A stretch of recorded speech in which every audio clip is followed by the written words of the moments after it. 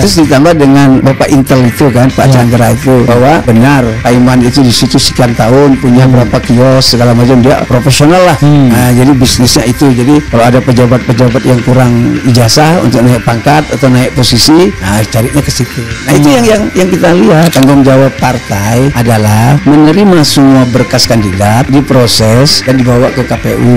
Ada yang KPUD dan KPU RI. Bahwa semua kader yang menerima itu tidak tahu bahwa itu palsu. Karena yang tahu palsu itu cuma 3 orang.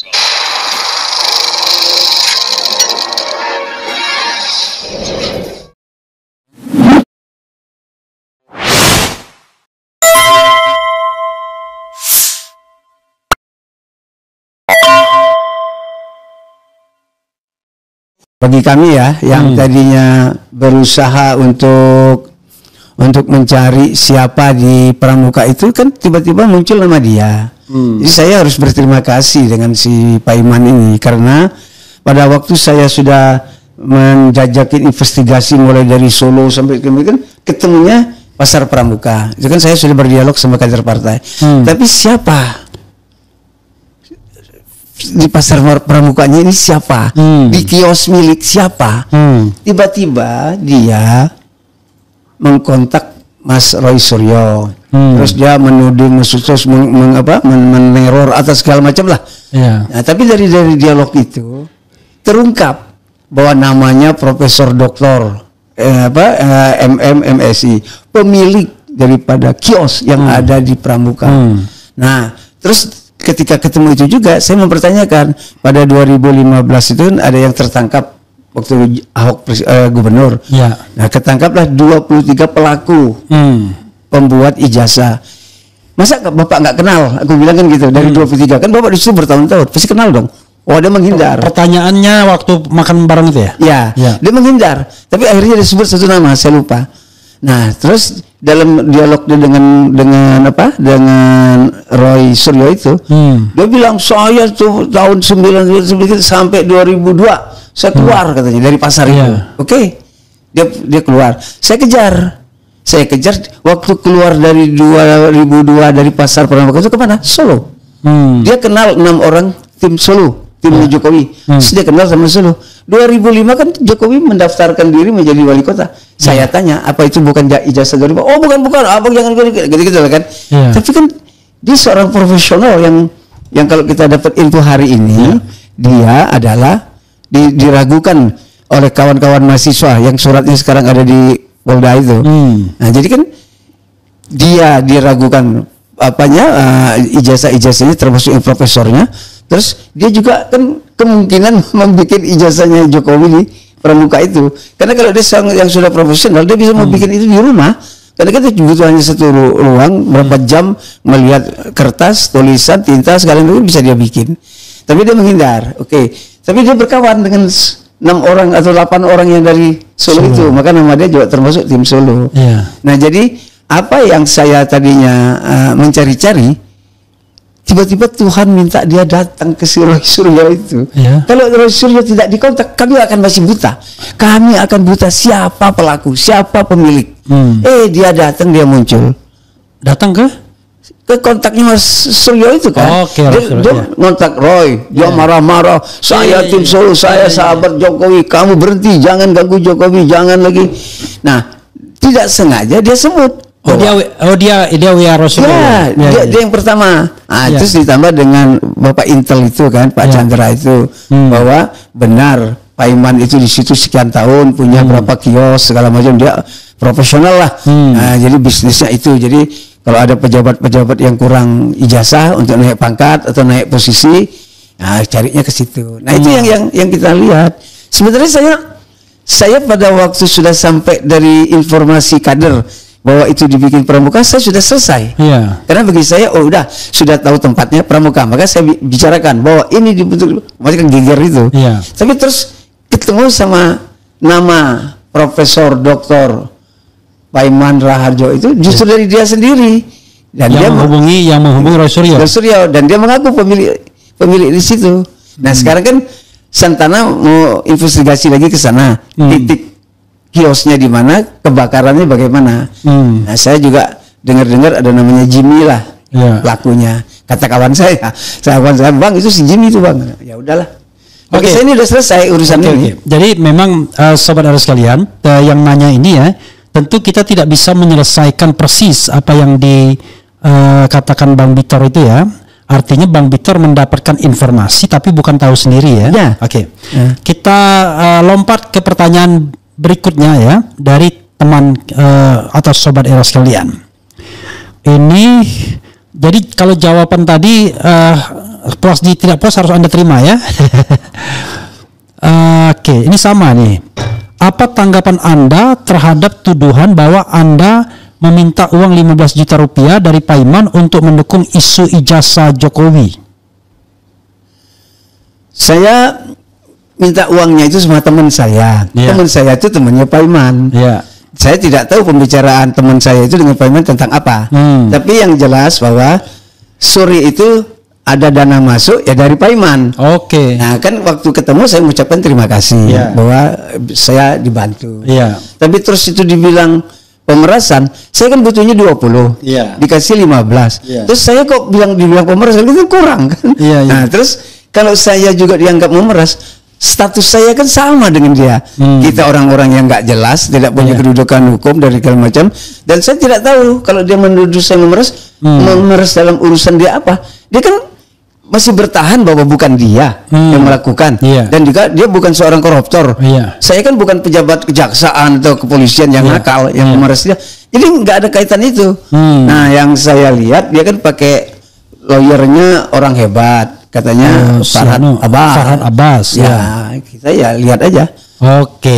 Jadi nggak ada unsur memeras itu namanya dipolitisir. Info Bang Bitor aja, saya bilang sama Farhad Abbas ketika ketemu, Anda nggak usah lah jadi lawyer lapor-lapor begitu, tapi entahlah bagaimana selanjutnya. Kan kita kan begini, sedikit tambahan.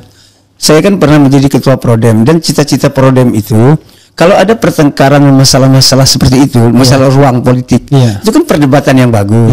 Jadi saya tidak mau melarang apa yang dilakukan Paiman, karena itu kan hak politik dia. Saya sendiri kan mencari ruang politik saya untuk menceritakan.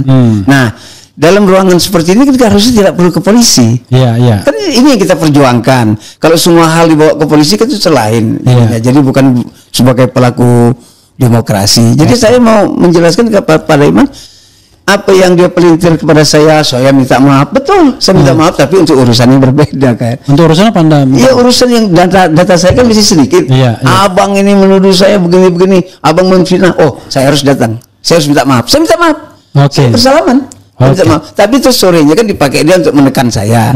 Nah, karena dia menekan saya, terus saya menggunakan data yang dapat dari profesor dari pihak yayasan bahwa dia adalah begini, saya babarkan juga. Nah, terus dia mainkan lagi bahwa saya memeras.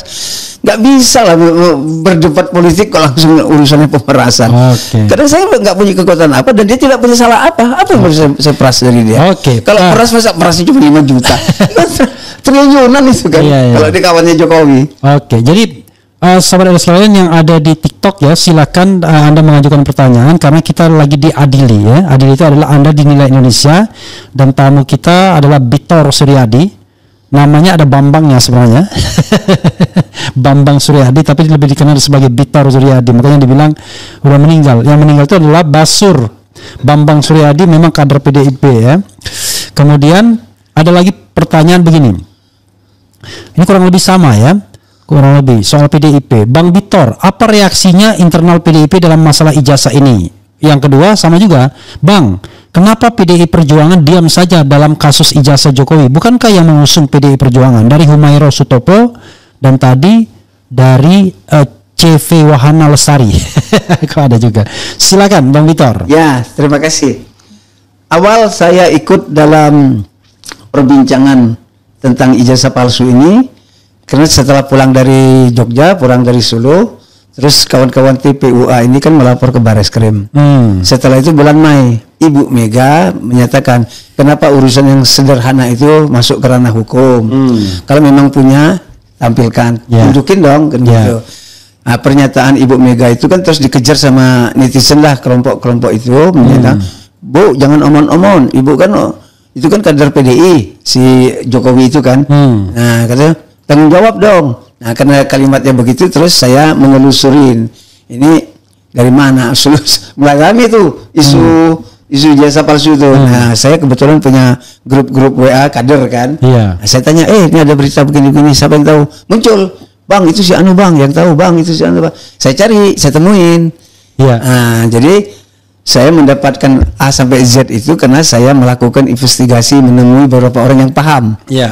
Nah, jadi setelah saya dapat informasi dari mulai Cekini sampai ke Borobudur 22 tuh saya dapat dari kawan-kawan itu. Iya. Jadi tanggung jawab partai adalah menerima semua berkas kandidat, ya kan, diproses dan dibawa ke KPU. Ada yang KPUD dan KPU RI. Bahwa semua kader yang menerima itu tidak tahu bahwa itu palsu. Karena yang tahu palsu itu cuma 3 orang. Itulah saya sebut ada tim Solo diwakilin oleh Widodo, tim Jakarta diwakilin oleh Denny itu, terus sama Jokowi. Nah, baru setelah itu ke Paiman. Jadi, Anda masih dalam tanda kutip menuding Paiman yang mengerjakan itu? Kalau melihat dari alur sejarahnya, maka Paiman mati-matian menolak, tapi dia sendiri menyebutkan kepada Roy Suryo bahwa dia di situ dari tahun sekian memang bisnisnya itu, dan dia punya kios dan dia kawan ke Solo, ke kawan-kawan Solo 6 orang 8 orang itu dia kenal, ke Jokowi kenal. Jadi kepentingan itu ke sana bahwa itu hanya tertutup berapa orang, ya kita lihat nanti bagaimana. Kan sekarang kebetulan dia kan melapor ke Polda. Nah, kita berharap nanti Polda mempertanyakan hal-hal yang menjadi pertanyaan tadi. Seberapa lama dia di situ, berapa kios yang dia miliki, apa aja yang dikerjakan, ya kan? Dalam urusan apa di Bekawan dengan timnya Jokowi yang 7-8 orang itu. Terus pada 2002 sampai ke 2005 Jokowi membutuhkan dokumen untuk maju ke Solo, apa itu bagian daripada kerja dia, karena memang dia punya kios di situ kan, memang kerjanya itu. Nah, terus pada 2012 Jokowi maju ke gubernur, kan dia sudah di situ, dia bersama di situ, dia sudah bagian daripada tim itu. Ini ada pertanyaan lagi ya, dari SR Siboja Garage ya, Garage, Bang Bitor, siapa yang jadi backing Anda? Kok berani banget vulgar nunjuk nama langsung?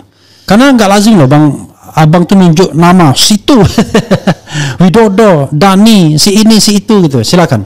Ya karena gini kan, kan semua jelas, Kalau orang disingkat-singkat RS itu kan karena masih ragu-ragu tidak jelas.